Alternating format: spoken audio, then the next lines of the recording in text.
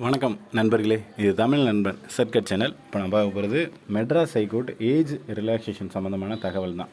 So இப்போ உங்களுக்கு டிஸ்பிளேயில் தெரிகிற இந்த ஏஜ் லிமிட் அப்படின்றது ஃபைனல் கிடையாது. ஸோ இதிலேருந்து ஏஜ் ரிலாக்ஸேஷன் அப்படின்றது இருக்குது.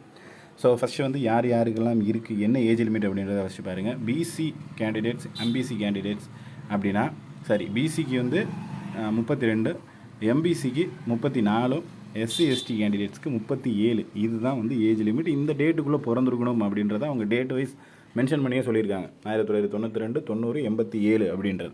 ஸோ இந்த ஏஜுக்குள்ளே இருக்கணும் அப்படின்றத அவங்க சொல்லியிருக்காங்க. ப்ளஸ் உங்களுக்கு இது போக என்ன அப்படின்னா, டிஸ்ட்ரிபியூட் விடோவாக இருக்கீங்க அப்படின்னா ஏஜ் ரிலாக்ஸேஷன் இருக்குது. அதுபோல் எக்ஸ் சர்வீஸ் மேனாக இருந்தாலும் ஏஜ் ரிலாக்ஸேஷன் இருக்குது. அதே போல் டிசபிள் பர்சன் அவங்களுக்கும் ஏஜ் ரிலாக்ஸேஷன் இருக்குது.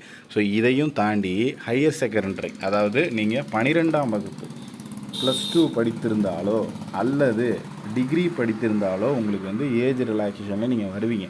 ஸோ என்ன ஏஜ் இருந்தாலும் நீங்கள் 50 வயசு வரையுமே தாராளமாக அப்ளை பண்ணலாம், தேர்வுக்கு எழுதலாம். அதனால் வந்து ஏஜ் ரிலாக்ஸேஷன் பற்றி யாரும் கவலைப்பட தேவையில்லை. மேக்ஸிமம் இப்போ எல்லாருமே 100க்கு 90% நபர்கள் 12ஆம் வகுப்போ அல்லது டிகிரியோ தான் படிச்சிருக்காங்க. ஸோ அதனால் வந்து இந்த ஏஜ் ரிலாக்ஸேஷன் நமக்கு இந்த ஏஜ் தான், இதில் அப்ளை பண்ண முடியுமா பண்ண முடியாதா அப்படின்றது வந்து எந்த டவுட்டுமே நீங்கள் பட தேவையில்லை, தாராளமாக அப்ளை பண்ணலாம்.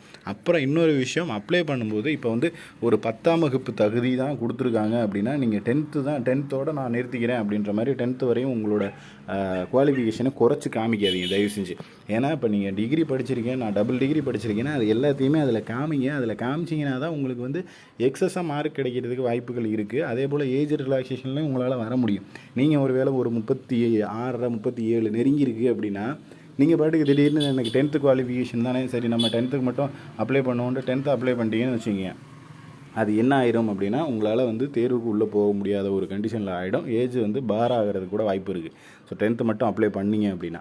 இதுவே டிகிரியாக போட்டிங்க அப்படின்னா உங்களுக்கு ஏஜ் ரிலாக்ஸேஷனில் வந்துடும். ஸோ அதனால் தயவு செஞ்சு நல்லதோ கேட்டதோ என்ன படிச்சிருக்கீங்களோ அதை முழுமையாக காமிக்க பாருங்கள்.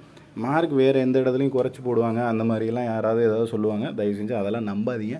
அதே போல் இப்போ ஒரு வாய்ப்பு கிடச்சிருக்கு அப்படின்னா இதை யூஸ் பண்ண பாருங்கள். ஜஸ்ட்டு இப்போ வந்து வாய்ப்பு கிடச்சிருக்கு, ஓகே நம்ம இதை படிக்கலாமா அதை படிக்கலாமா அப்படி இப்படின்னு யோசித்து கடைசி வரைக்கும் எதையுமே படிக்காமல் இருக்கிறதுக்கு எதையாவது ஒன்று படிக்க ஆரம்பிச்சிருங்க. ஏதாவது ஒன்று ட்ரை பண்ணி கொஞ்சம் இந்த தேர்வுலையாவது உள்ளே போக பாருங்கள். ஏன்னா நிறைய நண்பர்கள் மிஸ் பண்ணிட்டோம் போன டைம் மிஸ் பண்ணிட்டேன், நான் இந்த டைம் அடிக்கணும்னு கால் பண்ணுறீங்க. பட் இந்த டைமும் மிஸ் பண்ணிடாதீங்க அப்படின்றது தான் என்னுடைய தாழ்மையான கருத்து. ஸோ நல்ல முறையில் படித்து நல்லா தேர்வு எழுதுங்க. வேறு எதுவும் சந்தேகம்னா கீழே கமெண்ட் பண்ணுங்கள். நெக்ஸ்ட் அடுத்த வீடியோவில் பார்க்கலாம். தேங்க்யூ.